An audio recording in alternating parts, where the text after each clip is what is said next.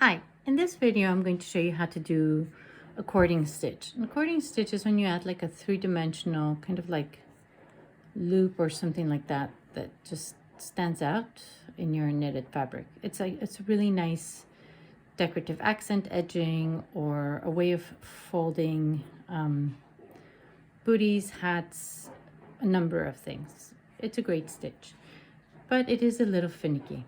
So in the pattern I'm doing right now, it says knit 8 rows in stocking stitch and then do the cording stitch 4 bumps lower. So basically what I would need to do is knit 8 rows in stocking stitch. If I'm knitting flat, it's knit 1 row, purl 1 row. And if I'm knitting in the round, it's knit 8 rows. And by the time I get to my 8th row, when I'm starting my 9th row, I want to come and pick up 4 rows down the bump that's here. Sometimes that gets a little tricky because we can't always see clearly which bump we're picking up. So what we're going to do is we're going to knit 4 rows and then I'm going to put a lifeline, but I'm not going to put a lifeline in the way we usually do because I want to see it not on the knit side, but I want to see it on the purl side. So let me show you how we're going to put in that lifeline. Okay, so I've threaded a different colored yarn on my needle and I've done my furrows. So now I'm ready. Now, usually when we put in a lifeline, we come in and just weave it in, making sure we don't split the stitches or the yarn, and we just slide it right in and we leave it hanging out at the bottom of the stitch. Well, this time I want you to kind of swing it so that it's at the top of the stitch because we want to be able to see it not on our knit side, but on our purl side. So as you thread your working yarn, make sure your lifeline stays at the top, not at the bottom of the stitches. I'm just going to go ahead and do that with all my stitches here. Whoops. Now, if you're doing this on a cable needle because you have a lot of stitches, you'll just have to be careful when you come around to knitting them that the lifeline is at the top. And you'll see why right now. So I'm just going to do this. And the last few, I'm going to do in front as we usually do, just to show you what the difference is. So I've done all these here, but I'm going to do these last ones the way we usually do it, so you can see the difference when we're knitting them, why we need to do that and why it's important for this specific stitch. Okay, so I have 5 stitches at the end with the way we usually put in the lifeline, and I've got all my 15 other stitches with the lifeline at the top, and we're going to knit that differently. So my next row is a knit and I want to maintain my lifeline at the top. So I'm just going to pull that out a little bit more. I'm going to come here. I'm going to make sure my lifeline stays on top. So I wrap my yarn around and then I bring it back. Now my lifeline wants to come down. I'm going to come and knit under my lifeline. Usually I would come in it above it, but I want to make sure my lifeline stays on top. So I'm knitting under my lifeline and then I'm bringing back through and then I'm taking it off. Another way is keeping your lifeline behind you, but you want to make sure that your right needle is always underneath it, never above it, always underneath it. And you're going to knit across all the way, making sure your lifeline is always above your right needle. It's going to look like this on the other side. So you're catching all those purl bumps. You're going to keep going all the way to the end of the project. Now, I had said to you I would show you why it's important we do it this way by knitting, whoops, my last stitches the other way. So I'm still making sure my lifeline is on top of my right needle. One more. And then I'll do these last stitches with my lifeline underneath the way we would usually do it. So when we're like this, and we just knit through the stitch and we don't worry about the lifeline. Here's the difference. So if I were to do that, my lifeline, and you'll be able to see it very clearly, my lifeline is in front. I don't see it in the back really. It's really holding my knit stitches, whereas the other one I can't really see in the front, but I can see it very clearly in the back. It's holding that little bump for my purl stitches, and that's exactly what I want.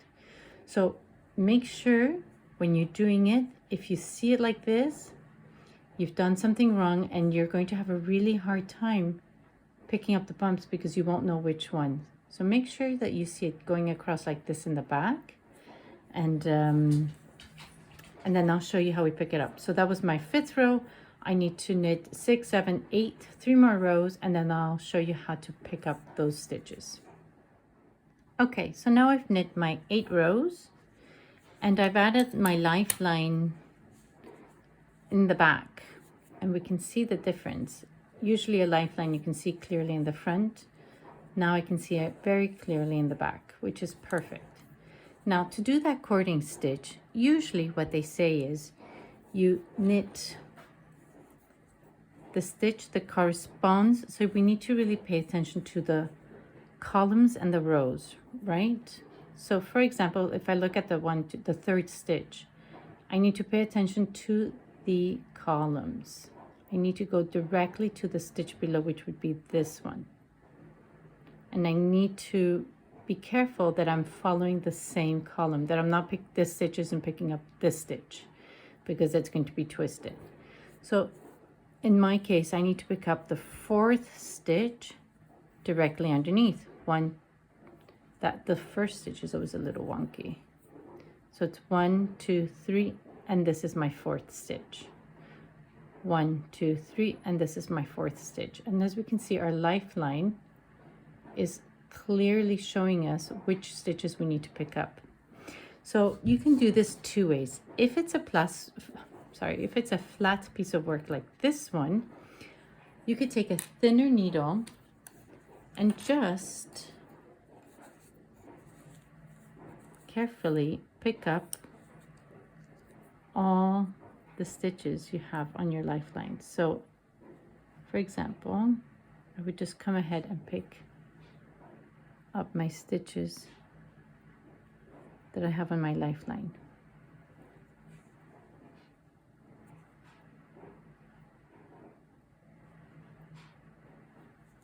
Trying, obviously, not to split them. So I'm just essentially just coming in here and scooping it up. And the next one. So I can just pick them all up. I should have the same number of stitches on my secondary needle here as I have on my main needle. So I have 20 stitches. I should have 20 stitches on this other needle. Now the beginnings and the ends are always very tricky. It's hard to see which is the right one and which one isn't. So you have to kind of give it a bit of a guess. Once I've picked up all my stitches, I can pull out my lifeline. I won't, because I want to show you something else.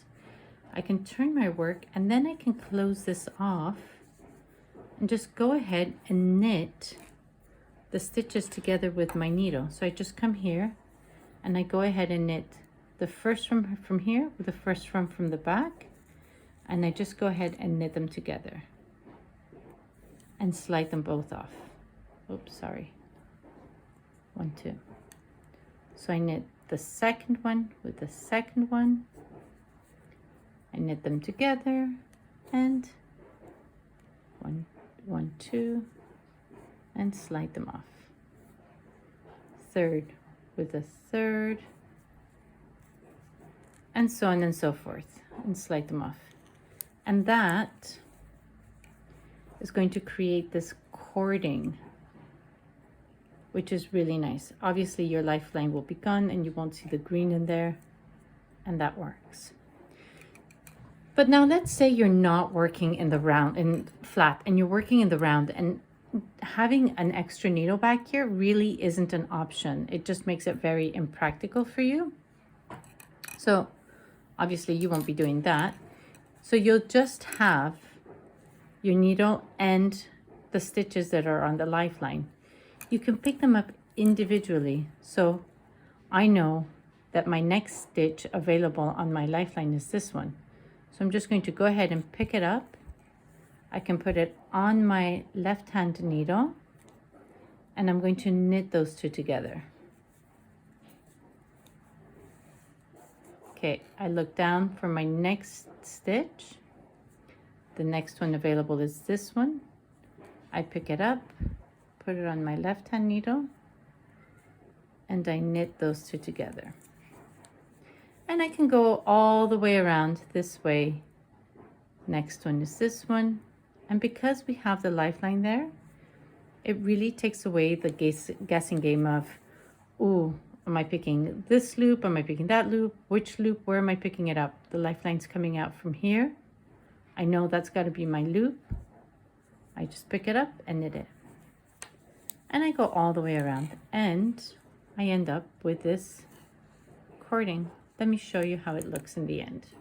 Okay, so here I finished that cording stitch, and then I knit 2 more rows just so that we could see, and it just gives you that like 3-dimensionality. And yep, that's pretty much it. I hope that was helpful.